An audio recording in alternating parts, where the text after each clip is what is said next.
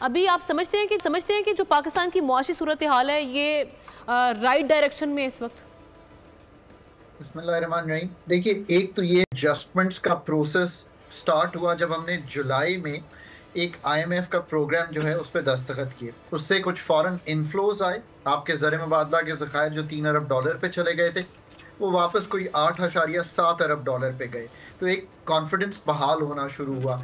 पर वो होते ही कुछ ऐसी चीज़ें हुई मुल्क में जिसमें आपने देखा करेंसी की डीवैल्यूएशन, स्मगलिंग का बहुत बढ़ना, ये चीज़ें पाकिस्तान को फिर डीरेल कर रही थी। एडमिनिस्ट्रेटिव मेजर्स ने फिर इस सिमत को थोड़ा सा एडजस्ट किया है। वो इस सेंस में कि आपने स्मगलिंग पे, होर्डिंग पे, अफगान ट्रांजिट ट्रेड पे और पाकिस्तान की जो एक करेंसी मार्केट क्रिएट हो गई थी, जो एक इलीगल मार्केट थी, इलिसिट मार्केट थी, उसको रोका। तो आपने देखा कि कुछ इस्तेहकाम आया। ये रिफ्लेक्टेड है आपकी स्टॉक एक्सचेंज की मूवमेंट में भी, ये रिफ्लेक्टेड है पाकिस्तान की इंटरनेशनल बॉन्ड की मूवमेंट में भी। दोनों मुस्बत अंदाज में मूव किए। कुछ आपको ये दिखाई दे रहा है कि कॉटन क्रॉप, व्हीट क्रॉप और राइस क्रॉप, ये तीनों अच्छे आ रहे हैं।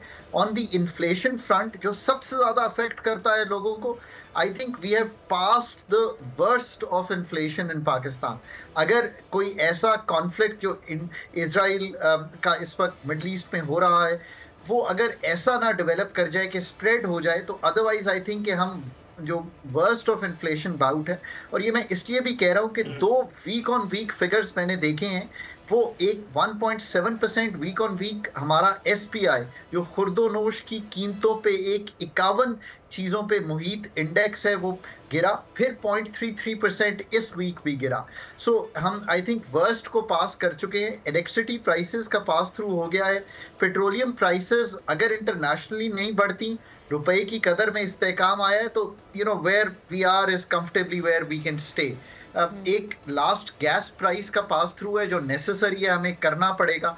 उसके बाद अगर आईएमएफ का प्रोग्राम हो जाता है, जो 30 सितंबर के टारगेट्स पे बेस्ड नवंबर के अर्ली फर्स्ट वीक में ही उनकी टीम आएगी दोबारा। एग्जैक्टली। ये जो आप जो फरमा रहे हैं बिल्कुल दुरुस्त है कि ये इंडिकेटर्स जो हैं वो थोड़े से बेहतर होना शुरू हुए हैं और बिकॉज ऑफ एडमिनिस्ट्रेटिव मेजर्स बिल्कुल दुरुस्त है कि करेंसी मार्केट स्टेबलाइज कर गई हमारी और स्टॉक मार्केट भी है।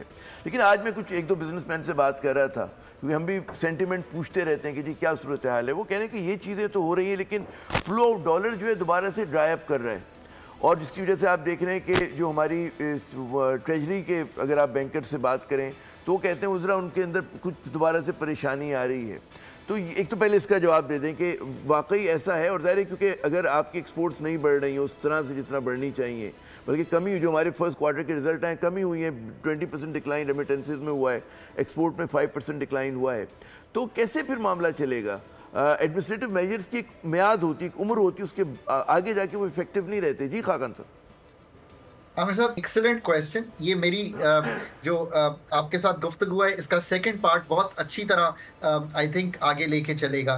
देखिए, अगर आईएमएफ का रिव्यू 30 सितंबर के टारगेट्स पे बेस्ड कंफर्टेबली हो जाता है, तो आईएमएफ के $720 मिलियन, मल्टीलैटरल के फ्लोज, बायलैटरल के फ्लोज, और हमारी इस वक्त कमर्शियल फंडिंग में $3 से $5 अरब वापस गया हुआ है, जो वापस आना है। और इसके साथ साथ जो हमारी रेमिटेंसेस जो है, जिन्होंने बहुत अच्छा परफॉर्म नहीं किया पिछले कुछ महीनों में, पिछले माह 5% जरूर ईयर ऑन ईयर, इसलिए कि हमने थोड़ा ये तकरीयत दी एडमिनिस्ट्रेटिव मेजर्स को, इसको वापस ले जाना। अभी मैं एक्सपोर्ट्स पे नहीं आता। ये सारे फॉरेन फंडिंग के फ्लोज आने जरूरी हैं। आपकी गुफ्तगू बिल्कुल दुरुस्त हुई है, और मैंने इसीलिए आखिर जब किया था तो कहा था कि अब आईएमएफ के प्रोग्राम का हम्प हमने गुजारना है।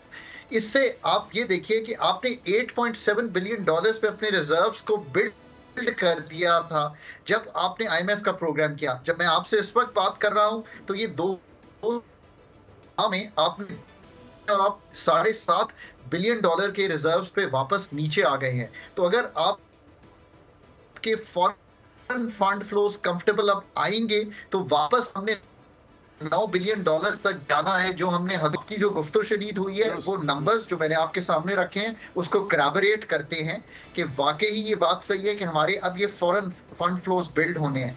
और भी याद रखिए आमिर साहब, आपको याद होगा कि $9 अरब की कमिटमेंट हुई थी जनवरी में। मेरा नहीं ख्याल कि 1-1.5 अरब डॉलर से ज्यादा रकूम आई है वहां से।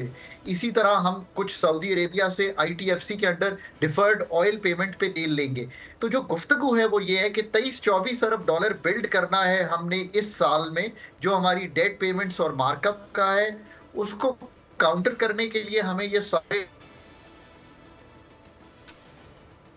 मेरे ख्याल में करंट अकाउंट का खसारा होता है, उसके लिए फंड फ्लोज। अरे बड़े सब्सक्राइब करें और बेल दबाएं ताकि कोई खबर रह न जाए।